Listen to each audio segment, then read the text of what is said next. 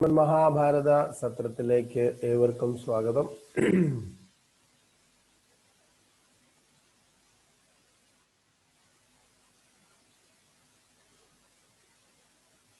നമോ വിഷ്ണുപദായ കൃഷ്ണപ്രേഷ്ഠായ ഭൂതലേ ശ്രീമതേ ഭക്തിവേദാന്ത സ്വാമിനിതി നാമിനേ നമസ്തേ സാരസ്വതേ ദേവേ ഗൗരവാണി പ്രചാരിണേ നിർവിശേഷ ശൂന്യവാദി പാശ്ചാത്യ ദേശതാരിണേ. जय श्री कृष्ण चैतन्य प्रभु नित्यानंद श्री अद्वैत गदाधर श्रीवासादि गौर भक्त वृंदा. हरे कृष्णा कृष्णा कृष्णा हरे हरे, हरे राम राम राम हरे हरे.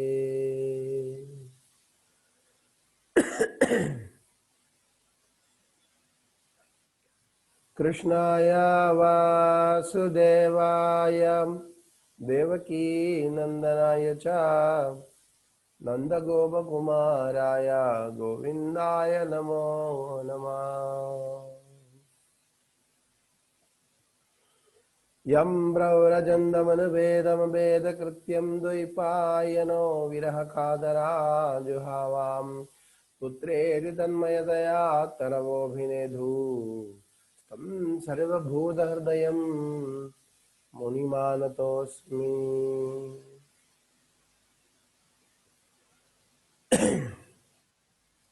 हरे कृष्ण. കഴിഞ്ഞ കഥ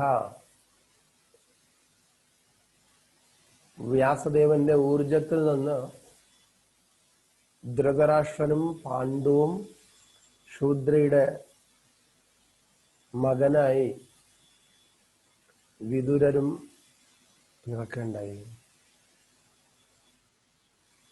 അപ്പൊ മഹാഭാരതത്തില് വിദുരർ എന്തുകൊണ്ട് പിറന്നു, അതാരായിരുന്നു എന്ന് ഈ ഒരു അധ്യായം മഹാഭാരതം പറയാൻ. ഇന്നലെ തന്നെ പറഞ്ഞു, വിദുരര് ധർമ്മരാജന് ശാപം കിട്ടി, അണിമാണ്ഡവ്യ ഋഷിയിൽ നിന്നും ശാപം കിട്ടി ശൂദ്രയോനിയിൽ ജനിക്കേണ്ടതായിട്ട് വരേണ്ടായി. അത് പറഞ്ഞാണ് നമ്മൾ കഥ നിർത്തിയത്. ഇന്ന് എന്തായിരുന്നു ശാപം, എങ്ങനെ സംഭവിച്ചു എന്നാണ് നമ്മൾ പഠിക്കുന്നത്.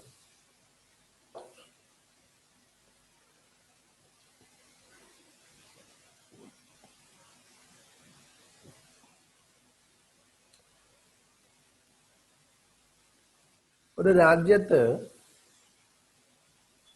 അതിതപസ്വിയായ ഒരു ഋഷി ഉണ്ടായിരുന്നു. അദ്ദേഹത്തിന്റെ പേര് മാണ്ഡവ്യ ഋഷി. ഇദ്ദേഹം തന്റെ ആശ്രമത്തില് ആരോടും അധികം ഉച്ചരിക്കാറില്ല. ഒരുപാട് കാലം മൗനവ്രതത്തിലായിട്ട്, ഒരു വലിയൊരു കൊടും വ്രതത്തിലായിരുന്നു. കൈയെല്ലാം ഉയർത്തി വെച്ച് ഒരു കൊടും വ്രതത്തിലായിരുന്നു അദ്ദേഹം.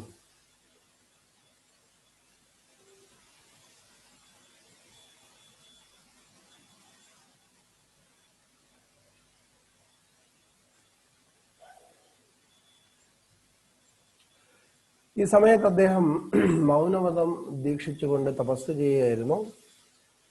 പെടുന്നുടനെ ഒരു കള്ളൻ രാജഭണ്ഡാരങ്ങളെല്ലാം കുത്തി തുറന്ന് അവിടെ നല്ല സ്വർണങ്ങളെല്ലാം മോഷ്ടിച്ച് ഈ ഋഷിയുടെ ആശ്രമത്തിലെത്തി ഒരിടത്ത് ഒളിച്ചിരിക്കേണ്ടായി. കൂടെ ഭടന്മാർ പിന്തുടരുകയായിരുന്നു.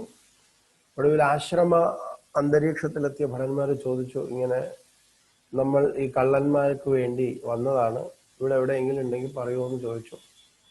അദ്ദേഹം ബ്രഹ്മസംസ്പർശ അത്യന്തം സുഖമശ്നുതേ, ബ്രഹ്മത്തിൽ തൊട്ടുകൊണ്ട് ധ്യാന നിമഗ്നനായതുകൊണ്ടും ഒന്നും പറയുവാനുള്ള വ്രതമില്ലാത്തത് കൊണ്ടും അദ്ദേഹം മിണ്ടാതിരുന്നു.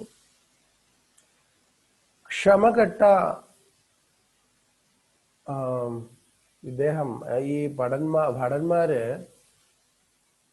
മഹർഷിയുടെ ആശ്രമത്തിനകത്ത് കയറി കള്ളനെ പിടിക്കേണ്ടായി. അങ്ങനെ കള്ളനെ പിടിച്ചു കൊണ്ടുവന്ന് മഹർഷി ഈ കള്ളന്മാരുടെ സംഘത്തലവനാണ് എന്ന് തെറ്റിദ്ധരിക്കേണ്ടായി അല്ലേ.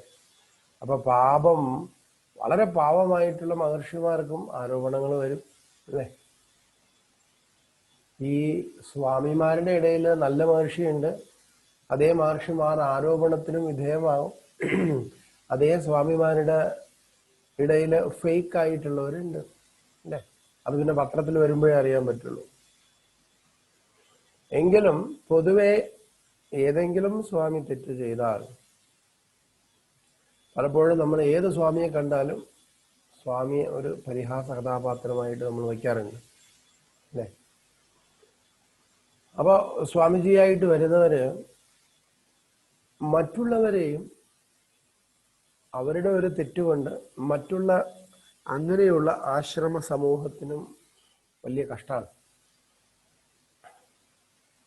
ജനമേജയൻ സത്രം ചെയ്ത് ലക്ഷത്തിലേറെ പാമ്പുകളെ കൊല്ലുണ്ടായി.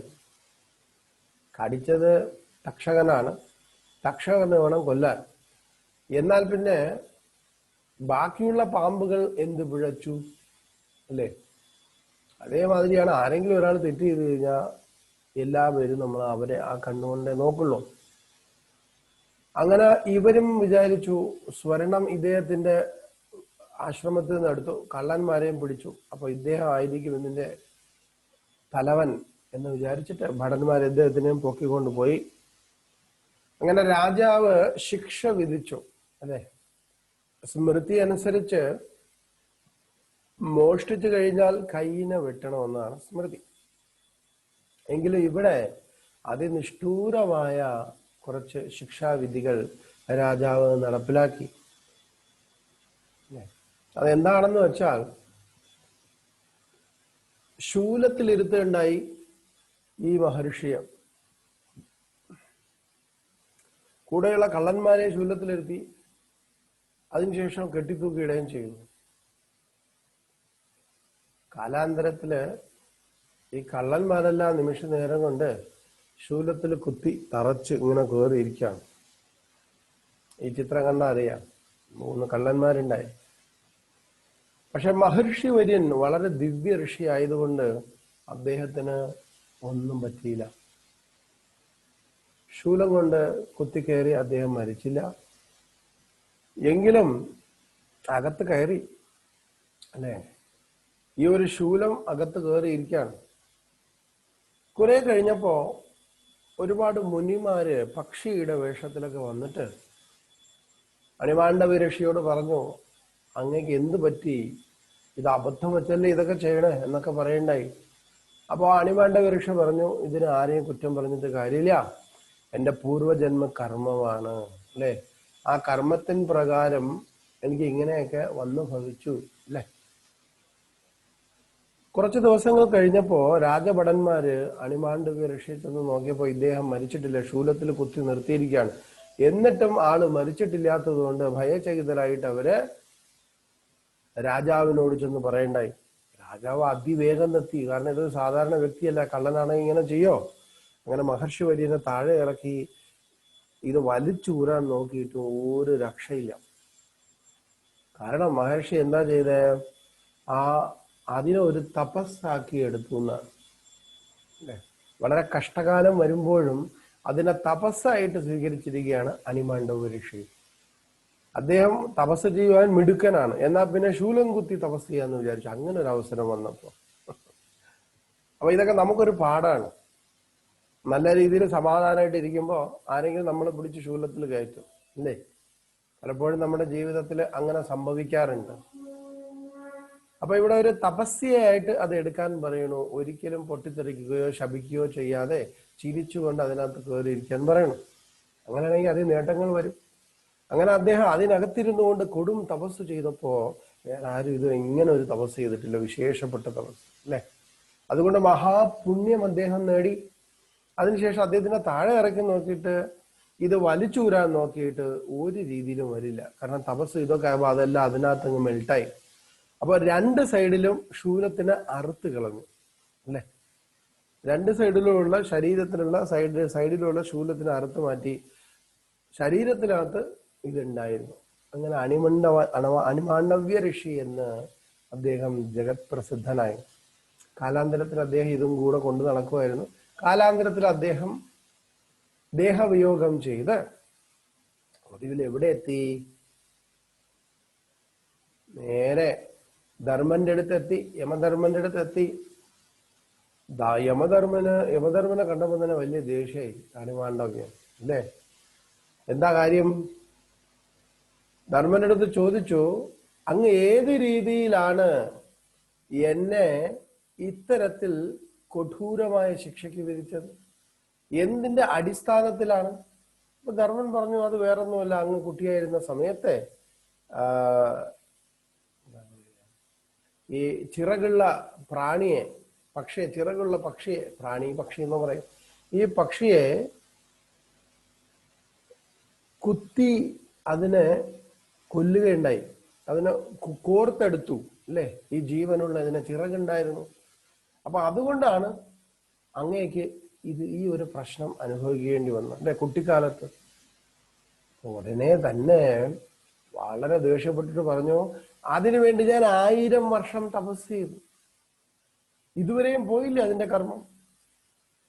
ഇനി ഏറെ പറയട്ടെ, അന്ന് ഞാൻ വെറും 12 വയസ്സ് മാത്രം പ്രായം, ധർമ്മചിന്തയുമില്ല, കുട്ടിയല്ലേ, പിന്നെ എങ്ങനെ എനിക്ക് പാപം കിട്ടും? ശാസ്ത്രങ്ങൾ പറയുന്നു 12 വയസ്സ് വരെയെങ്കിലും ധർമ്മം വരാൻ വേണ്ടി 12 വർഷം കഴിയണം എന്നാണ്. അപ്പൊ ഞാനന്ന് 12 വയസ്സ് താഴേക്കുള്ള കാലത്തിൽ ഇങ്ങനെ ചെയ്തപ്പോ ഇങ്ങനെ തന്നിരിക്കണല്ലോ, അതുകൊണ്ട് ഞാൻ നിന്നെ ശപിക്കുന്നു, ഇതൊട്ടും ഉചിതമല്ല അല്ലേ. കുട്ടിക്കാലത്ത് ഇങ്ങനെ ചെയ്തു കഴിഞ്ഞാൽ അത് പാപം കേൾക്കില്ല. കാരണം അവര് വയസ്സ് വളർന്ന് വലുതാവുമ്പോ മാത്രമേ ധർമ്മചിന്ത വരുള്ളൂ. അപ്പോഴേ പാപത്തിന്റെയും പുണ്യത്തിന്റെയും പ്രശ്നമുള്ളൂ അല്ലേ. അന്നൊക്കെ ഇദ്ദേഹം അങ്ങോട്ട് കയർത്ത് സംസാരിച്ചിട്ട്, എന്നെ ഇത്തരത്തിൽ നീ കഷ്ടപ്പെടുത്തിയത് കൊണ്ട് നീ ശൂദ്രയോനിയിൽ ജനിക്കട്ടെ എന്ന് ശാപം കൊടുത്തു. ആര്? ധർമ്മന്, യമധർമ്മന്. അപ്പോ യമധർമ്മൻ പലതും പറഞ്ഞു നോക്കി. എങ്ങനെയാണോ പുണ്യം കൂടുന്നത് അതേമാതിരി കാലത്തിൽ ഇരുന്നിരുന്നിരുന്ന പാപവും അതേമാതിരി കൂടും. അപ്പൊ അങ്ങനെ ആണ് വിദുരൻ, ഈ ധർമ്മൻ വിദുരനായിട്ട് വരുന്നത്. അണിമാണ്ഡവ്യ ഋഷിയുടെ ശാപം മൂലം ആ ശൂദ്ര സ്ത്രീയുടെ യോനിയില് വിദുരനായിട്ട് വരേണ്ടായി. ഇതില് പ്രധാനമായിട്ട് നമുക്ക് പഠിക്കുവാനുള്ള ഒരു കാര്യം എന്തെന്ന് വെച്ചാൽ, അറിഞ്ഞോ അറിയാതെയോ നമ്മൾ ചെയ്യുന്ന കർമ്മം സ്വസ്ഥനായിട്ടിരുന്നിട്ടും അദ്ദേഹത്തിന് ശൂലത്തിൽ കയറ്റി നിർത്തുവാനുള്ള ശിക്ഷ വിധിച്ചു. അദ്ദേഹം ശിക്ഷ ഏറ്റുവാങ്ങി. അദ്ദേഹത്തിന്റെ മനസ്സൊന്നും ഡിസ്റ്റർബ്ഡ് ആയില്ല. അതൊരു തപസ്യായിട്ട് എടുത്തു. അത് നമ്മൾ പഠിക്കേണ്ട ഒരു കാര്യമാണ്. എന്തെങ്കിലും പഠിക്കാനാണെങ്കിലോ എന്തെങ്കിലും ചെയ്യുവാനുമാണെങ്കിലോ ഒരുപാട് തപസ്യ നമുക്ക് ആവശ്യമാണ് ജീവിതത്തിൽ വിജയത്തിന് വേണ്ടി. അപ്പൊ അണിമാണ്ഡവ്യ ഋഷി നമുക്ക് നല്ലൊരു ഉദാഹരണമാണ് ഇവിടെ തന്നിരിക്കുന്നത്. അതിനുശേഷം ഇവിടെ അണിമാണ്ഡവ്യ ഋഷിയുടെ ഇനി ഒരു കാര്യം പറയുന്നത്, കുട്ടിക്കാലത്താണെങ്കിൽ പോലും നമ്മൾ തെറ്റ് ചെയ്താൽ കൽപ്പാന്ത കാലത്തിലായാൽ പോലും ആ ഒരു പാപകർമ്മങ്ങളുടെ അനുഭവിക്കുന്നതിനായിട്ട് ദുഃഖം നമുക്ക് വന്നു ചേരും. പൂർവജന്മത്തില് പാപങ്ങളൊന്നും ചെയ്തില്ല എങ്കിൽ, എന്നാ ചെറിയ ഭക്തിയോടുകൂടിയൊക്കെ പോയാൽ തീർച്ചയായും പുണ്യകർമ്മം നമുക്ക് കിട്ടും. അപ്പൊ അതുവഴി നമുക്ക് സുഖം ഉണ്ടാവും. എന്നാ പിന്നെ ദുഃഖമാണെങ്കിലോ പൂർവജന്മത്തിൽ ചെയ്ത പാപകർമ്മങ്ങളുടെ ഫലമായിട്ടാണ്. അപ്പൊ അതുകൊണ്ട് ഇപ്പൊ നമ്മൾ അനുഭവിക്കുന്ന സുഖമോ ദുഃഖമോ പൂർവജന്മത്തിൽ നമ്മൾ ചെയ്ത പാപമോ പുണ്യമോ ആണ്.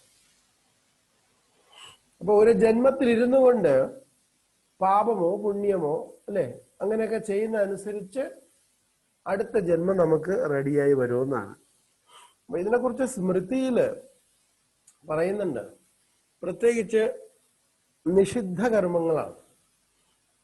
മാനസികം, ശാരീരികം, വാചികം, ഇങ്ങനെ 3 തരത്തിലുള്ള കർമ്മങ്ങൾ, നിഷിദ്ധ കർമ്മങ്ങൾ, പാപകർമ്മങ്ങൾ ചെയ്യുമ്പോൾ ഒരു ജീവാത്മാവ് അടുത്ത ഒരു ജന്മത്തിന് വേണ്ടി തയ്യാറെടുക്കുകയാണ്, ദുഃഖം അനുഭവിക്കുവാൻ വേണ്ടി. മാനസികമായിട്ടുള്ള പാപകർമ്മങ്ങൾ എന്തൊക്കെയാണ്? അന്യന്റെ ദ്രവ്യം അന്യായമായി കൈക്കലാക്കുവാൻ ചിന്തിക്കുകയും മനസ്സുകൊണ്ട് നിഷിദ്ധ കാര്യങ്ങൾ ചെയ്യുവാൻ ആഗ്രഹിക്കുകയും അസത്യ കാര്യങ്ങളിൽ അഭിനിവേശം ഉണ്ടാകുകയും പരലോകമില്ല എന്നും ദേഹമാണ് ആത്മാവ് എന്നും മറ്റും ചിന്തിക്കുന്നത്. ഇവയാണ് മാനസിക നിഷിദ്ധ കർമ്മങ്ങൾ. ഇനിയുള്ള പാപം വാചികമാണ്, വെർബലി, നമ്മൾ പറയുന്നത് കൊണ്ടുണ്ടാവുന്ന കർമ്മങ്ങളാണ്. എന്താണത്? പരുഷമായ സംസാരം, അസത്യം പറയുക, പരദൂഷണം പറയുക, മറ്റുള്ളവരെ കുറിച്ച് കുറ്റം പറയുക. എനിക്കറിയാം ഇവിടെ ആരും അത് ചെയ്യാറില്ല എന്നറിയാം. പരസ്പര ബന്ധമില്ലാതെ നിഷ്പ്രയോജനമായ കാര്യങ്ങൾ പറയുക, ഇവയാണ് വാചിക അശുഭ കർമ്മങ്ങൾ. ഇനി ശാരീരികമായിട്ട് ചെയ്യുന്ന പാപകർമ്മങ്ങൾ എന്തൊക്കെയാണ്? അന്യായമായ പരദ്രവ്യ അപഹരണം, ശാസ്ത്രോക്തമല്ലാത്ത ഹിംസ ചെയ്യുക. ഹിംസ എന്ന് പറഞ്ഞാൽ വേദനിപ്പിക്കുക എന്നാണ്. കൊല്ലുക, വേദനിപ്പിക്കുക, അൾട്ടിമേറ്റ് ആയിട്ട് വേദനിപ്പിക്കുക എന്നാണ് അതിനർത്ഥം. അതിന് കൊല്ലലുണ്ട്, ഉപദ്രവിക്കുന്നുണ്ട്, ഇങ്ങനെയൊക്കെ ഹിംസ ചെയ്യുകയാണ്. അതേമാതിരി പരതാരാഗമനം എന്നിവയാണ് ശാരീരികമായ നിഷിദ്ധ കർമ്മങ്ങൾ. അങ്ങനെ മാനസികം, വാചികം, ശാരീരികം, ഇങ്ങനെയുള്ള കർമ്മങ്ങൾ കൊണ്ട്, പാപങ്ങൾ കൊണ്ട് മനുഷ്യൻ ശാരീരിക കർമ്മദോഷങ്ങളാൽ സ്ഥാവരങ്ങളായ വൃക്ഷലതാദികളെ പ്രാപിക്കുന്നു. അപ്പൊ ശാരീരമായി കൊണ്ട് കർമ്മദോഷങ്ങൾ ചെയ്തു കഴിഞ്ഞാൽ, പാപം ചെയ്തു കഴിഞ്ഞാൽ വൃക്ഷലതാദികളായിട്ട് അടുത്ത ജന്മം ഉണ്ടാവുന്നതാണ്. വാചിക കർമ്മദോഷങ്ങൾ കൊണ്ട് പക്ഷി മൃഗാദി യോനികളിൽ ജനിക്കുന്നു. അല്ലെ? വെർബലി, നമ്മുടെ വാക്കുകൊണ്ട് എന്തെങ്കിലും നുണ പറയുക, അതേമാതിരി പരദൂഷണം പറയുക. ഇവിടെ ആരെങ്കിലും പരദൂഷണം പറയാറുണ്ടോ? ഇല്ല. Very good. അപ്പൊ പരദൂഷണം പറയുക, ഇങ്ങനെയെല്ലാം ദോഷം കൊണ്ട് പക്ഷി മൃഗാദി യോനികളിൽ ജനിക്കുന്നു. ഇനി മാനസികമായ ദുഷ്കർമ്മങ്ങളാൽ ചണ്ടാല ജാതിയിൽ പിറക്കെ, പട്ടിമാംസം തിന്നുന്ന ചണ്ടാല ജാതിയിലാണ് പിറകെ. അപ്പൊ ഇങ്ങനെയുള്ള കാര്യങ്ങൾ പറയുന്നുണ്ട്. അപ്പൊ അതുകൊണ്ട് ഒരാൾ ഈ ജന്മത്തിലിരിക്കുന്ന സമയത്ത് എന്ത് ചെയ്യണം, എന്ത് ചെയ്യാൻ പാടില്ല എന്ന് ധർമ്മശാസ്ത്ര ഗ്രന്ഥങ്ങളുടെ അടിസ്ഥാനത്തിൽ മനസ്സിലാക്കണം. കിം കർമ്മ കിം അകർമ്മേതി, എന്താണ് കർമ്മം, എന്താണ് അകർമ്മം, എന്താണ് കർമ്മം, ഇതൊക്കെ ഒരാൾ മനസ്സിലാക്കണം. അപ്പൊ എന്താണ് ചെയ്യേണ്ടത്, ചെയ്യാൻ പാടില്ലാത്തത് എന്താണ്, അല്ലെ? ചെയ്യാൻ പാടില്ലാത്തതാണ് നിഷിദ്ധ കർമ്മങ്ങൾ. അത് ചെയ്യുമ്പോൾ അതിനനുസരിച്ചിട്ടുള്ള പാപമുണ്ടാവുകയും നരകത്തിൽ പോവുകയും അതിനുശേഷം തിരിച്ച് അങ്ങനെയുള്ളതായ ജന്മങ്ങൾ കിട്ടുകയും ചെയ്യുമെന്നാണ്. അപ്പൊ ഞാന് ഗരുഡ പുരാണത്തില് കുറച്ച് കാര്യങ്ങൾ പറയുന്നുണ്ട്. ഏതേത് പാപകർമ്മങ്ങൾ ചെയ്താൽ, ഏതേത് പാപകർമ്മങ്ങൾ ചെയ്താൽ നരകത്തിൽ പോകുമെന്നും അതിനുശേഷം ഏത് ജന്മം കിട്ടുന്നുവെന്നൊക്കെ നമുക്ക് നോക്കാവുന്നു. അല്ലെ? ഹനുമാണ്ഡവ്യ ഋഷി കുട്ടിക്കാലത്ത് ഇങ്ങനെ ഒരു പ്രശ്നം ചെയ്തിട്ടാണ് അദ്ദേഹത്തിന് ശൂലത്തിൽ തൂങ്ങേണ്ടതായിട്ട് വന്നത്, അല്ലെ? കോർക്കേണ്ടതായിട്ട് വന്നത് എന്നാ. അപ്പൊ അതേമാതിരി ഓരോ മനുഷ്യരും അറിഞ്ഞുകൊണ്ട് ചെയ്താലും അറിഞ്ഞുകൂടാതെ ചെയ്യാലും അത് പാപം തന്നെയാണ്, അല്ലേ? കിഴക്കേക്കോട്ടെ പോയിട്ട് ഒരു സ്കൂട്ടർ എടുത്തിട്ട് പോയിട്ട് റെഡ് ലൈറ്റ് കത്തിയപ്പോൾ നേരെ അങ്ങ് ക്രോസ് ചെയ്ത് പോവുകയാണെങ്കിൽ പോലീസ് പിടിക്കും. പോലീസ് ചോദിക്കും, എന്തിനാ ക്രോസ് ചെയ്ത്? എനിക്ക് നിയമം അറിഞ്ഞുകൂടാ. അതൊന്നും പറഞ്ഞാൽ പറ്റില്ല, അല്ലേ? You should know the rule. അതിനുവേണ്ടിയാണ് മനുഷ്യജന്മം തന്നിരിക്കണേ. ഒരു പട്ടിക്കും പൂച്ചയ്ക്കും റെഡ് ലൈറ്റ് നോക്കിയിട്ട് അവര് മര്യാദയ്ക്ക് നിൽക്കില്ല. പക്ഷെ ഒരു മനുഷ്യന് വിവേചന ശക്തി ഉള്ളത് കൊണ്ട് തീർച്ചയായും അത് ചെയ്തേ പറ്റും, അല്ലെങ്കിൽ അവര് പെറ്റി അടിക്കും. അങ്ങനെയാണ്. അറിഞ്ഞൂടാ എന്ന് പറയുന്നത് എക്സ്ക്യൂസസ് ആണ്. സോ ഇഗ്നോറന്റ് ഒരു അറിവില്ലായ്മ ഒരു എക്സ്ക്യൂസ് ആയിട്ട് എടുക്കാൻ പാടില്ല. അറിയേണ്ടതാണ്, മനുഷ്യജന്മത്തിൽ അറിയേണ്ട കാര്യങ്ങളാണിത്. വേറെ എല്ലാ കാര്യവും എല്ലാം അറിയാമല്ലോ അല്ലേ? ഇത് മാത്രം എന്താ അറിഞ്ഞുകൂടാത്ത? താല്പര്യമില്ല. എൻ്റെ ഒരു ഫ്രണ്ട് സിംഗപ്പൂരിൽ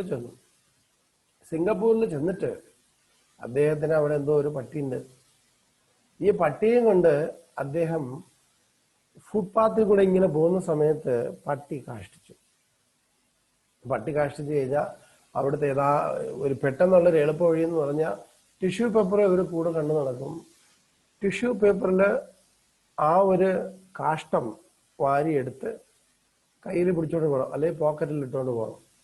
വേറെ ഒരിടത്ത് ഇടാൻ പറ്റൂല, വലിയ ബുദ്ധിമുട്ടാണ് അല്ലേ? അപ്പോ ഗോഡ്, GOD, ഗോഡിനെ സേവിച്ചില്ലെങ്കിൽ തിരിച്ച് ഡോഗിനെ സേവിക്കേണ്ടി വരുമെന്നാണ്. ആദ്യം പട്ടി ഫ്രണ്ടിൽ പോകും, ഇദ്ദേഹം പുറകെ പോകും. പട്ടി അപ്പിയിട്ട് കഴിഞ്ഞാൽ അതിനെ വാരിയെടുക്കണം. ആക്ച്വലി ഈ പട്ടിക്ക് സേവ ചെയ്യണം അല്ലേ? അങ്ങനെ ഇദ്ദേഹം എന്ത് ചെയ്തു? അത് വകവയ്ക്കാത്തത് കൊണ്ട് അങ്ങനെ പിന്നെ നടന്നു പോകുന്ന സമയത്ത് എന്ത് പറ്റി? അവിടേക്ക് ഒരു പോലീസ് വന്നിട്ട് പറഞ്ഞു, ഇങ്ങനെ ചെയ്തു കഴിഞ്ഞാൽ ഫൈന് വേണം, ഇത്ര രൂപ ഫൈൻ അടച്ചേ പറ്റുമെന്ന് പറഞ്ഞു. ഇദ്ദേഹം പറഞ്ഞു, എനിക്കിതൊന്നും അറിഞ്ഞൂടെ, I am not a Singaporean, ഞാൻ സിംഗപ്പൂരിയൻ ഒന്നും അല്ല, എനിക്കിതൊന്നും അറിഞ്ഞുകൂടാന്ന് പറഞ്ഞു. ഉടനെ തന്നെ അടുത്ത ഒരു പെറ്റി കൊണ്ട് അടിച്ചു കൊടുത്തു. രാജ്യത്തിൽ കയറിയിട്ട് രാജ്യത്തിലെ റൂൾ അറിഞ്ഞുകൂടാതിരിക്കുക എന്ന് പറഞ്ഞ് ഇനി ഒരു പെറ്റി കൊണ്ട് അടിച്ചു കൊടുത്തു. അതേമാതിരിയാണ്, അയ്യോ ഇതൊന്നും എനിക്ക് അറിഞ്ഞുകൂടാ എന്ന് പറഞ്ഞ് രക്ഷപ്പെടാൻ പറ്റൂല അല്ലേ? ഇതൊന്നും അറിഞ്ഞുകൂടാ എന്ന് പറഞ്ഞ് രക്ഷപ്പെടാൻ പറ്റില്ല. പണ്ട് ഈ യമരാജൻ ആൾക്കാരെ തൂക്കുന്നതിന് വേണ്ടി വന്നു. എനിക്ക് തോന്നുന്നു കേരളത്തിലായിരിക്കും വന്നത് അല്ലേ? തിക്ത അനുഭവങ്ങൾ കേരളത്തിൽ നിന്നല്ലേ കിട്ടുള്ളൂ. അങ്ങനെ അദ്ദേഹം വന്നു. ഈ സമയത്ത് യമധർമ്മന്റെ ഒരു ഭക്തൻ, ഈ സമയത്ത് യമധർമ്മന്റെ ഭക്തനല്ല, ചിത്രഗുപ്തന്റെ ഭക്തൻ. ആ ചിത്രഗുപ്തന്റെ വീട്ടിന്റെ അടുത്ത്, ചിത്രഗുപ്തന്റെ ആ ഭക്തന്റെ വീട്ടിന്റെ അടുത്താണ് ഇദ്ദേഹം നിൽക്കുന്നത്. പെട്ടെന്ന് തന്നെ ചിത്രഗുപ്തൻ ഇദ്ദേഹത്തിന്റെ അടുത്ത് വിളിച്ചു പറഞ്ഞതാ, ഇത് യമരാജൻ വന്നിട്ടുണ്ട്, നീ നല്ല രീതിയിൽ സൽക്കരിക്കുക, വളരെ നന്നായിരിക്കും അല്ലേ? എന്നിട്ട് ചിത്രഗുപ്തൻ തിരിച്ചുപോയി. ഈ സമയത്ത് യമരാജൻ വന്നുടനെ തന്നെ അദ്ദേഹത്തിനെ നമസ്കരിച്ച് വേണ്ടുന്ന ഭോജ്യപാനീയങ്ങളെല്ലാം കൊടുത്തു. വലിയ സന്തോഷമായി. ഈ യമരാജന് വിചാരിച്ചു, എന്നെ കണ്ടു കഴിഞ്ഞാൽ ആക്ച്വലി ആൾക്കാർ 1, 2, 3 എല്ലാം പോകും. അത്രയ്ക്ക് എന്ന് പറഞ്ഞാൽ ധർമ്മരാജിന്റെ ക്രൂസിഫൈഡ് പെർസോണിഫിക്കേഷൻ ആണ് യമരാജൻ. രണ്ടും രണ്ടാണ് അല്ലെ? രണ്ടും രണ്ടാണ്. യുധിഷ്ഠിരന്റെ അച്ഛൻ എന്ന് പറയുന്ന ധർമ്മരാജനാണ്. ആ ധർമ്മത്തിന്റെ എന്താ പറയാ, ഇപ്പൊ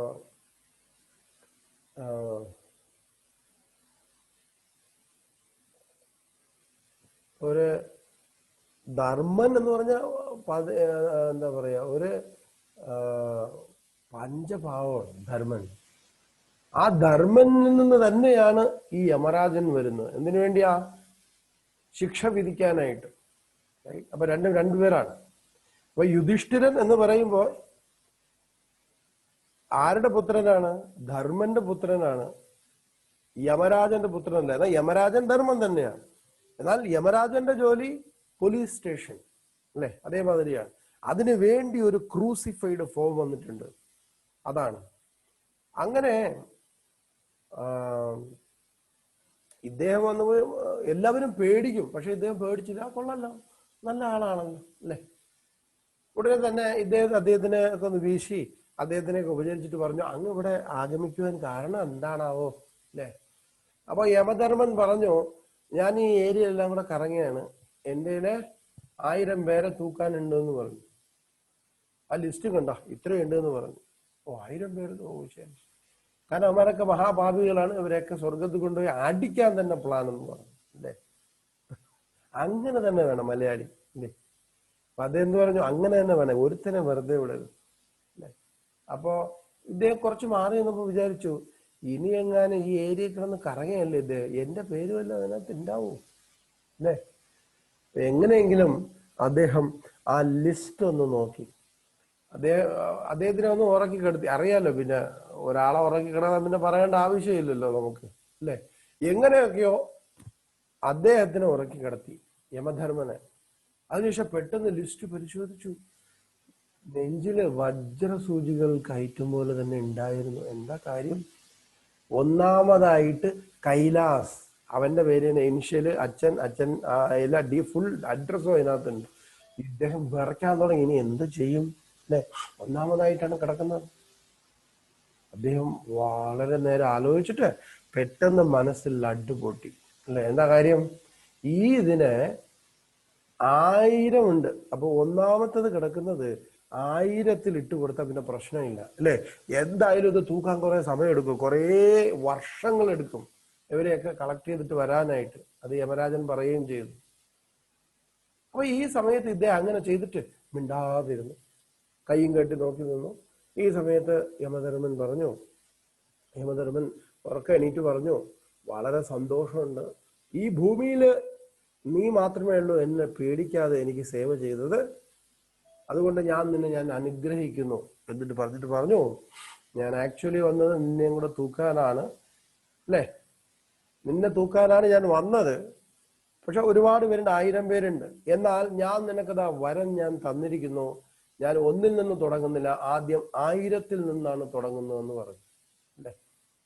അപ്പൊ 1000-ൽ നിന്ന് തുടങ്ങുന്നു എന്ന് പറഞ്ഞാൽ അതിന്റെ അർത്ഥം എന്താണ്? അവന്റെ പേര് തന്നെ പിന്നെയും ഒന്നാമതായിട്ട് വന്നു അല്ലെ. അപ്പൊ അതേമാതിരി നമുക്ക് ഒരിക്കലും യമധർമ്മനെ പറ്റിക്കുവാനോ അല്ലെങ്കിൽ പോയി കഴിഞ്ഞിട്ട് പിന്നെ ഒരു ബിസിയാണോ എന്ന് പറയാനൊന്നും പറ്റില്ല. താൻ ചെയ്യുന്ന കർമ്മങ്ങളുടെ ഫലം താൻ അനുഭവിക്കണമെന്നാണ്. അപ്പൊ ഗരുഡ പുരാണത്തിൽ കൃഷ്ണൻ ഗരുഡനോട് പറയുന്നുണ്ട്, ഏതേത് പാപകർമ്മങ്ങൾ ചെയ്തു കഴിഞ്ഞാൽ നരകത്തിൽ പോയിട്ട്, ഏത് നരകത്തിൽ പോകുന്ന ഭാഗവതം പറയുന്നുണ്ട്, കൂടുതലായിട്ട് ഗരുഡ പുരാണവും പറയുന്നുണ്ട്. എങ്കിലും നമ്മൾ ചെയ്യേക്കാവുന്ന കുറച്ച് പാപങ്ങളുണ്ട്. നമ്മളെന്ന് പറഞ്ഞാൽ മനുഷ്യർ, നമ്മൾ ചെയ്യൂല, മനുഷ്യർ ചെയ്യുന്ന പാപങ്ങള് ഒരു ലിസ്റ്റ് പറയണം. അങ്ങനെ പാപം ചെയ്താൽ നരകത്തിൽ പോയിട്ട് ഏത് ജന്മം ഈ ഭൂമിയിൽ ജനിക്കുമെന്നാണ്. ഒന്നാമതായിട്ട് പറയുന്നത്, ബ്രഹ്മജ്ഞാനിയായ ബ്രാഹ്മണനെ കൊല്ലുന്നവൻ അടുത്ത ജന്മം നരകത്തിലൊക്കെ പോയിട്ട് തിരിച്ച് പിന്നെയും എന്തായിട്ട് വരും? കുതിരയോ മാനോ പന്നിയോ ഒട്ടകമോ ആയി അടുത്ത ജന്മം ജനിക്കും, ബ്രാഹ്മണനെ കൊല്ലുന്നവൻ. രണ്ടാമതായി സ്വർണം അപഹരിക്കുന്നവൻ അല്ലെ, സ്വർണം മോഷ്ടിക്കുന്നവൻ. അപ്പൊ ഈ സ്വർണമൊക്കെ ഇപ്പൊ വളരെ ഹോട്ട് സബ്ജക്റ്റ് ആണ്. അപ്പൊ സ്വർണം മോഷ്ടിക്കുന്നവൻ അടുത്ത ജന്മം പുഴുവായോ കൃമിയായോ ഈച്ചയായോ പിറക്കുന്നു. അടുത്തത്, ബ്രാഹ്മണനെ കൊല്ലുന്നവൻ ക്ഷയരോഗം മൂലം ക്ലേശം അനുഭവിക്കണോ. ഒരു മദ്യപാനിക്ക് തവിട്ട് നിറത്തിലുള്ള പല്ലുകൾ ലഭിക്കുന്നു അടുത്ത ജന്മം. പക്ഷെ ആ മദ്യപാനി എവിടെയാ പോകുന്നത്? അതിനുവേണ്ടി ഒരു നരകമുണ്ട് അല്ലെ. ആ നരകം നമ്മൾ പഠിക്കും. അവിടെ വന്നിട്ട് വായ ചവണ കൊണ്ട് വലിച്ച് യമദൂതന്മാർ വച്ചിട്ട് ഇരുമ്പ് ലായനി ഉരുക്കി വായിക്കകത്തോട്ട് ഒഴിക്കും അല്ലേ. അപ്പൊ പ്രത്യേകിച്ച് ടച്ചിങ്സ് ഒന്നും വേണ്ട, കത്തിപ്പോവും, പോകുന്ന വഴിയെല്ലാം കരിഞ്ഞോണ്ട് പോവും അല്ലെ. അപ്പൊ അതുകൊണ്ട് മദ്യപാനം വലിയ ഒരു പാപമാണ്. സ്മൃതി അനുസരിച്ച് ഓരോ പാപത്തിനും പ്രായശ്ചിത്തമുണ്ട്. പക്ഷെ അറിഞ്ഞുകൊണ്ട് ഒരുത്തൻ മദ്യം കഴിച്ചു കഴിഞ്ഞാൽ അവന്റെ ശരീരം ചിതയിൽ വയ്ക്കുന്നത് വരെ ശുദ്ധി ഉണ്ടാവില്ല എന്നാണ്. അതുകൊണ്ട് നമ്മൾ എന്ത് ചെയ്യണം? വേറെ ഒരേ ഒരു വഴിയേ ഉള്ളൂ ഇതിനൊക്കെ, ഇതിൽ നിന്ന് പുറത്തു കിടക്കാൻ. അത് ഞാൻ പിന്നെ പറയാം. അപ്പൊ ഒരു മദ്യപാനിക്ക് ഇങ്ങനെയുള്ള പ്രശ്നങ്ങളെല്ലാം കഴിഞ്ഞ് അല്ലെ, ഇരുമ്പ് ലായനയും പിക്കിളും ഒക്കെ കിട്ടിയതിനു ശേഷം പിന്നെ തിരിച്ചു വരും ഈ ഭൂമിയിൽ. അതിനുശേഷം പല്ലൊക്കെ തവിട്ട് ബ്രൗൺ കളറിലുള്ള പല്ലുകളായിരിക്കും ലഭിക്കുന്നത്. അടുത്ത സ്വർണ്ണ മോഷ്ടാവിന് കേടുള്ള നഖങ്ങൾ ഉണ്ടാവുന്നു. ഇനിയാ ഗുരുപത്നിയുമായി ബന്ധം പുലർത്തുന്നവൻ അതിദാരുണമായ ത്വക്ക് രോഗം മൂലം ക്ലേശിക്കും. ബ്രാഹ്മണനെ കൊല്ലുന്നവനും അന്യന്റെ പത്നിയുമായി ശാരീരിക ബന്ധം പുലർത്തുന്നവനും ഒറ്റപ്പെട്ട സ്ഥലത്തിലെ ബ്രഹ്മരക്ഷസായിട്ട് അലയേണ്ടി വരും. അപ്പൊ കേരളത്തിൽ നിന്ന് മിക്കവാറും കുറെ എണ്ണം പോകും തോന്നുന്നു. അടുത്തത് രത്നങ്ങൾ മോഷ്ടിക്കുന്നവൻ അടുത്ത ജന്മം അധമ കുടുംബത്തിൽ ജനിക്കും. ധാന്യങ്ങൾ മോഷ്ടിക്കുന്നവൻ എലിയായി പിറക്കും. വാഹന മോഷ്ടാവ് ഒട്ടകമായി പിറക്കും. എന്റെ 2 വാഹന മോഷണം പോയി. ഒന്നൊരു ബൈക്ക് ആശ്രമത്തിൽ നിന്ന് എടുത്തിട്ട് പോയി. ഇനി ഒന്ന് റീസെന്റ് ഒരു 18,000 റുപ്പീസിന്റെ ഒരു നല്ലൊരു സൈക്കിൾ ഉണ്ടായിരുന്നു അല്ലെ. ശരീരമൊക്കെ ഒന്ന് വണ്ണം കുറയ്ക്കാന്നൊക്കെ പറഞ്ഞ് വാങ്ങി വെച്ചതാണ്. അത് ഇതേമാതിരി ഏതോ ദ്രോഹി എടുത്തിട്ട് പോയി. അപ്പോ ഇത് മോഷണം എന്ന് പറഞ്ഞാൽ ഏറ്റവും വലിയ അധമനാണ് അവൻ. ഇത്രയും അധമന ലോകത്ത് കാണാൻ പറ്റില്ല. അതിനുശേഷം ഇനി എടുക്കാത്ത രീതിയിൽ എന്താ പറയാ, ഇവിടെ ചുറ്റും ഏകദേശം 14 ക്യാമറകളുണ്ട്. ഇനി ആരും ഒന്നാലും പിടിക്കും ഉറപ്പായിട്ട് അല്ലെ. അപ്പൊ ഇങ്ങനെ മോഷണം ചെയ്യുന്നവൻ വെറും എന്താ പറയാ അവനൊന്നും പറയാനൊന്നുമില്ല.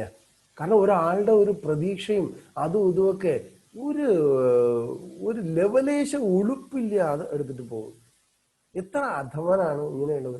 മോഷണം ചെയ്യുന്നവൻ കണ്ടവർ കഷ്ടപ്പെട്ട് ഉണ്ടാക്കിയതോ ഏതെങ്കിലും രീതിയിൽ കഷ്ടപ്പെട്ട് ഏതെങ്കിലും രീതിയിൽ ആഗ്രഹിച്ച് വാങ്ങിയതൊക്കെ തട്ടിപ്പറിച്ചുകൊണ്ട് പോവാൻ. അതും ഒളിച്ചും പാത്തും പതിക്കും അടുത്തൊന്ന് പോയിരിക്കുക അല്ലേ. അപ്പൊ ഇതൊക്കെ ഇവനെ അമ്മ പ്രസവിച്ച് കാണില്ല, പിന്നെയോ പട്ടിയായിരിക്കും പ്രസവിച്ചതിനൊക്കെ. ഇങ്ങനെയുള്ളവർ മോഷ്ടിച്ച് കഴിക്കുന്നവരെല്ലാം മലം തിന്നുന്നതിന് മലഭോജികൾ എന്നാ പറയുന്ന ശാസ്ത്രം. അങ്ങനെ വാഹന മോഷ്ടാക്കൾ ഒട്ടകമായി പിറക്കുന്നു. അതേമാതിരി ഫ്രൂട്ട്സ് ഫലങ്ങളെ മോഷ്ടിക്കുന്നവൻ കുരങ്ങനായി പിറക്കുന്നു. പാത്രങ്ങളെ പശുക്കളെയോ മോഷ്ടിക്കുന്നവൻ കഴുകനായി പിറക്കുന്നു.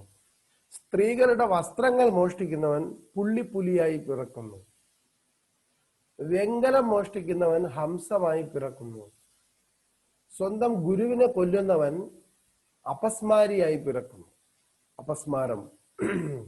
ക്രൂര പ്രവൃത്തികൾ ചെയ്യുന്നവൻ കുള്ളനായി ജനിക്കുന്നു. സ്വപത്നിയെ ഉപേക്ഷിക്കുന്നവൻ അടുത്ത ജന്മം വേട്ടക്കാരനാൽ ഹതനാകുന്ന മൃഗമായി പിറക്കുന്നു.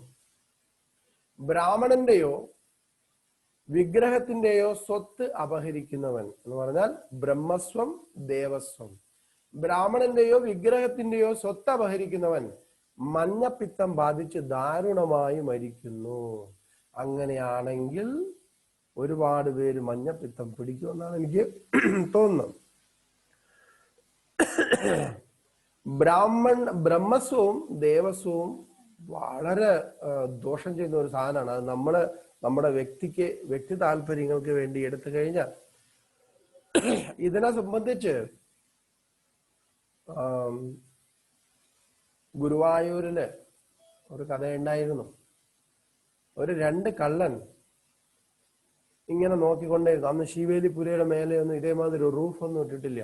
എങ്കിലും കാശൊക്കെ ഒരുപാട് വീഴുന്നത് കൊണ്ട് ഈ കള്ളന്മാര് പദ്ധതി ഇട്ടു എങ്ങനെയെങ്കിലും ഇത് അടിച്ചു മാറ്റണം അല്ലെ. അപ്പൊ അന്നത്തെ കാലത്ത് രാജാവൊക്കെ ഉണ്ട്. അങ്ങനെ 2 പേരും കൂടി ചേർന്ന് ആലോചിച്ച് ഒരു ദിവസം അതിൽ നിന്ന് കാശ് വാരി ഒടുവിൽ അതിൽ പിടിക്കപ്പെട്ടു. രാജാവ് ശിക്ഷ വിധിച്ചു അല്ലെ. എന്താണ് ശിക്ഷ? ഗുരുവായൂരപ്പന് ചുറ്റും 3 തവണ ഓടുക പൊരി വെയിലത്ത് അല്ലെ. പക്ഷെ ഇവരൊരു കാര്യം ചെയ്തിരുന്നു. വളരെ മോറലി ചിന്തിക്കുന്ന ആൾക്കാരാണ് ഈ കള്ളൻ.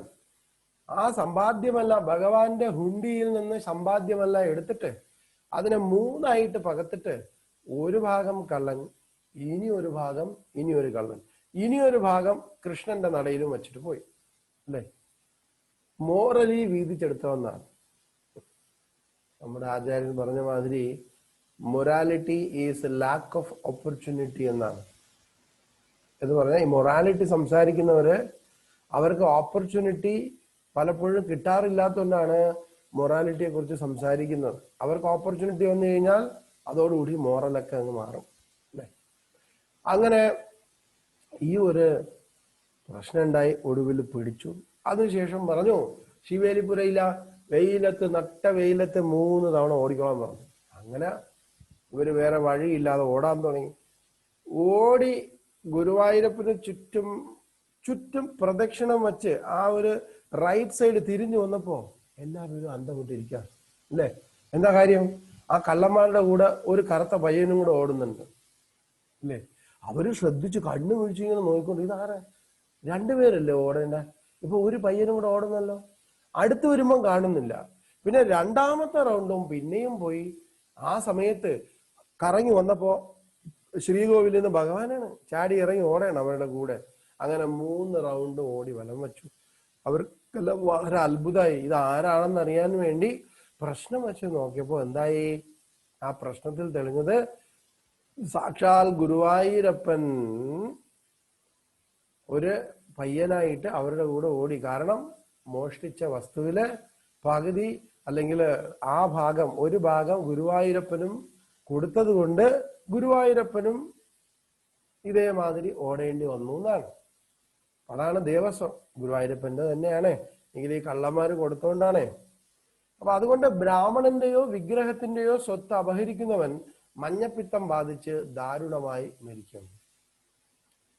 അടുത്തത്, മാംസം കഴിക്കുന്നവൻ കുഷ്ഠരോഗിയായി ജനിക്കും. സ്വന്തം പത്നിയുടെ ധനം ഉപയോഗിച്ച് ജീവിക്കുന്നവൻ മുടന്തുള്ളവനായി തീരും. ഒരുപാട് മുടന്തന്മാരെ നമുക്ക് കിട്ടും അല്ലെ.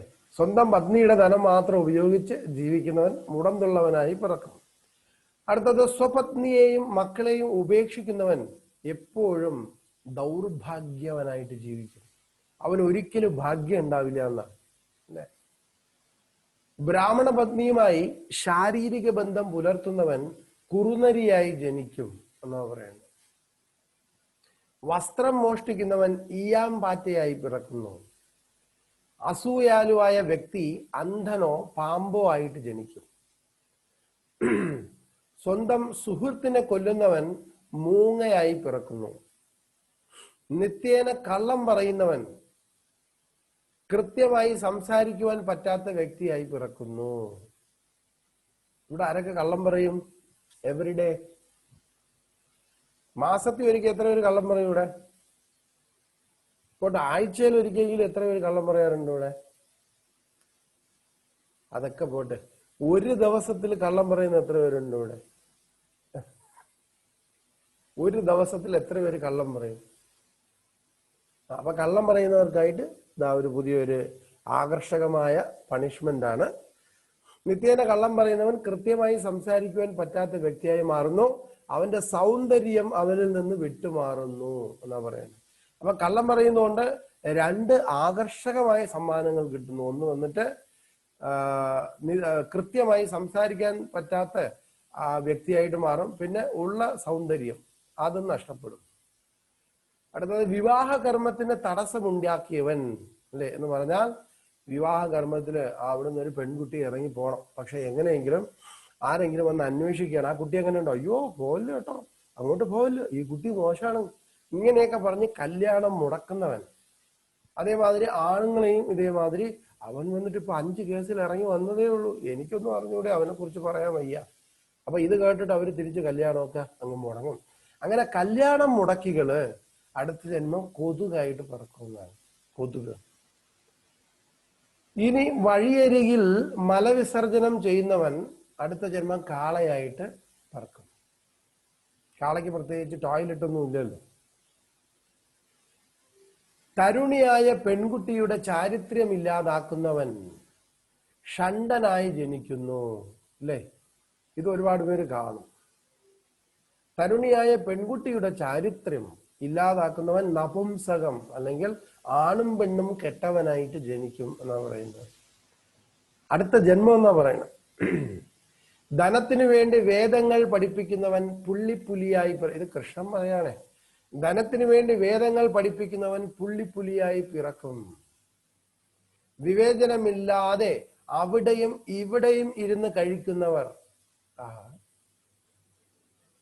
എത്ര പേര് അങ്ങനെയൊക്കെ കഴിക്കാറുണ്ട്? നടന്ന് കഴിക്കുന്നവര്, റോട്ടിൽ കൂടെ നടക്കുന്നവര് നിന്ന് എത്ര പേര് അങ്ങനെ കഴിക്കാറുണ്ട്? കുഴപ്പമില്ല, നല്ല കാര്യമാണ്. ഓക്കെ. അടുത്ത ജന്മത്തിൽ അവര് അവിടെയും ഇവിടെയും ഇരുന്ന് കഴിക്കുന്നതുകൊണ്ട് പൂച്ചയായിട്ട് പിറക്കും. വനത്തിൽ തീയിട്ട് നശിപ്പിക്കുന്നവൻ മിന്നാമിനിങ്ങായി പിറക്കും.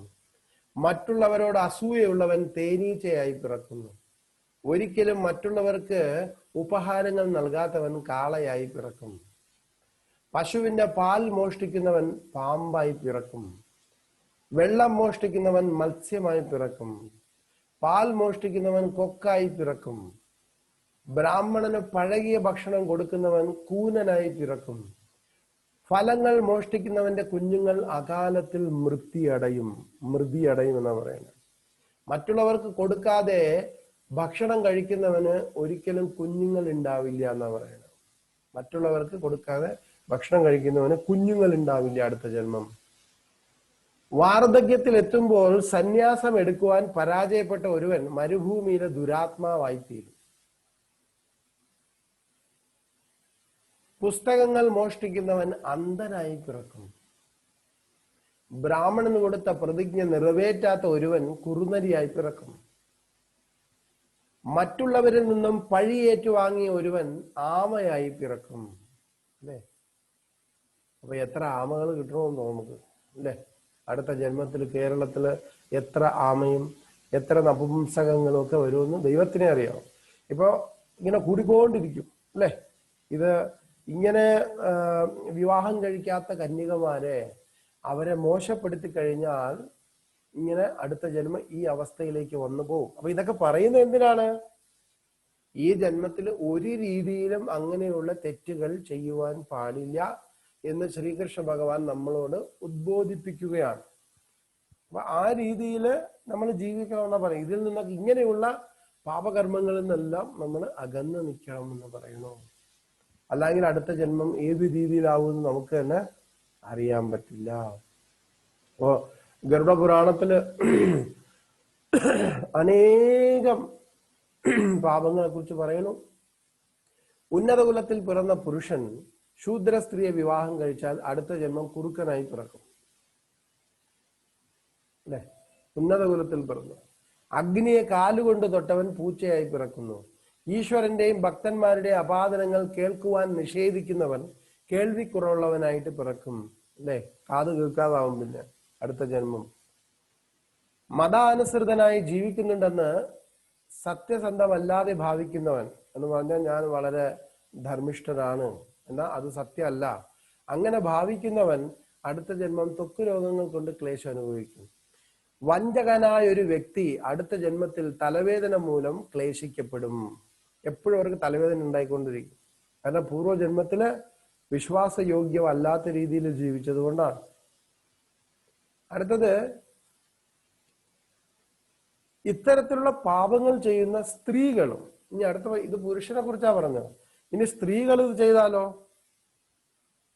അത് കല്യാണം കഴിഞ്ഞിട്ടാണ് സ്ത്രീകൾ ഇത് ചെയ്യുകയാണെങ്കിൽ, അവർ ചെയ്യുന്ന മാതിരി ചെയ്യുകയാണെങ്കിൽ ഭർത്താവ് പകുതിയും കിട്ടും, ഭാര്യയ്ക്കും പകുതി കിട്ടും. കല്യാണം കഴിയുന്നതിന് മുൻപേ ആണെങ്കിൽ അങ്ങനെയുള്ള അൺമാരീഡ് ആയിട്ടുള്ള ലേഡീസിന് ഇത് ഫുള്ളായിട്ട് കിട്ടും. ഈ ഒരു പാപത്തിന്റെ ഫലം എന്നാ പറയുന്നത്. അതുകൊണ്ട് ഹനുമാണ്ഡവ്യ ഋഷിയുടെ കഥയിൽ നമ്മൾ പഠിച്ചത്, ഇനി മുനിയായാലും ശരി, 1000 വർഷം തപം ചെയ്താലും ശരി, താൻ ചെയ്ത കർമ്മങ്ങൾ താൻ അനുഭവിച്ചേ പറ്റുള്ളൂ എന്നാണ്. അതുകൊണ്ട് ഇത് ഈ ഗരുഡ പുരാണം ഇങ്ങനെയുള്ള കഥകളൊക്കെ നമ്മളോട് സൂചിപ്പിക്കുന്നത് ധർമ്മം എന്താണെന്ന് മനസ്സിലാക്കുക, എന്ത് ചെയ്യണമെന്ന് മനസ്സിലാക്കുക, എന്ത് ചെയ്യേണ്ടത് എന്ന് മനസ്സിലാക്കിയതിനു ശേഷം അപ്രകാരം നമ്മൾ പ്രവർത്തിക്കുക. ധർമ്മത്തിനെ എപ്പോഴും മുൻനിർത്തിക്കൊണ്ട് ജീവിക്കുക. അങ്ങനെയാണെങ്കിൽ ഇങ്ങനെയുള്ള ദോഷങ്ങളൊക്കെ നമുക്ക് സംഭവിക്കില്ല എന്നാണ് ഇന്നത്തെ നമ്മുടെ കഥയിൽ നിന്ന് നമുക്ക് മനസ്സിലായത്. ഹനുമാണ്ഡവ്യ ഋഷി ശപിച്ചു. അങ്ങനെ യമധർമ്മൻ വിദുരരായിട്ട് വന്ന കഥയാണ് മഹാഭാരതത്തിൽ പറയണേ. നമ്മളതിൽ വളരെ കെയർഫുൾ ആയിരിക്കുക. നമ്മളും അറിഞ്ഞോ അറിയാതെയോ, ഒരു കൊച്ചുകുട്ടി അറിഞ്ഞോ അറിയാതെയോ തീയിൽ തൊട്ടാലും പൊള്ളും അല്ലേ? തീ വിചാരിക്കില്ല അയ്യോ ഞാൻ പൊള്ളാൻ പാടില്ല, ഈ കുട്ടിക്ക് അറിഞ്ഞൂടാ. കുട്ടിക്ക് ആണെന്നോ പെണ്ണെന്നോ അതേമാതിരി വലിയ ആളെന്നോ ചെറിയ ആളെന്നോ കുട്ടിയെന്നോ അങ്ങനെയൊന്നും ഇല്ല അഗ്നിക്ക്. അഗ്നി കത്ത തന്നെ ചെയ്യും. അതേമാതിരിയാണ് പാപഫലങ്ങൾ അല്ലെ. അതുകൊണ്ട് നമ്മൾ എപ്പോഴും എന്ത് ചെയ്യണം, എന്ത് ചെയ്യാൻ പാടില്ല എന്ന് ശ്രദ്ധിച്ചിട്ട് അങ്ങനെയുള്ള അതിലേക്ക് ഇറങ്ങുക. കഴിവത് ഇതിൽ നിന്നെല്ലാം മാറി നിൽക്കുക, ഇങ്ങനെയുള്ള ദുരാചാര കർമ്മങ്ങളിൽ നിന്നും.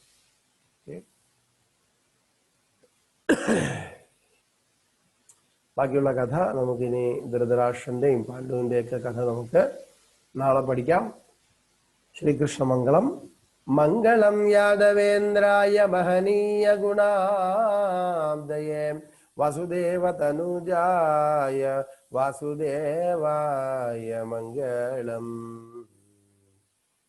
കിരീടകുണ്ടലഭ്രാജദലകൈരന്മുഖശ്രിയേ ശ്രീവത്സകൗസ്തുഭോദ്ഭാസി വക്ഷസേ ചാസ്തു മംഗളം. നീലാംബുദനികാശായാം വിദ്യുത്സദൃശവാശസേ ദേവകീ വസുദേവാഭ്യാം സംസ്തുതായാസ്തു മംഗളം. താഭ്യാം സംപ്രാർത്ഥിതായാദാം പ്രാകൃതാദ്ഭഗരൂപിണേ യശോദായാ ഗൃഹം പിത്രാം പ്രാപിതായാസ്തു മംഗളം. പൂതനാസു പയപ്പാനം പേശലായാസുരാരിണേ ശകടാസുരവിധ്വംസി പാദപത്മായ മംഗളം. യശോദാലോകിതേ സ്വാസ്യേ വിശ്വരൂപ പ്രദർശിനേ മായാമാനുഷരൂപായ മാധവായാസ്തു മംഗളം. ഹരേ കൃഷ്ണ. നാളെ കാണാം.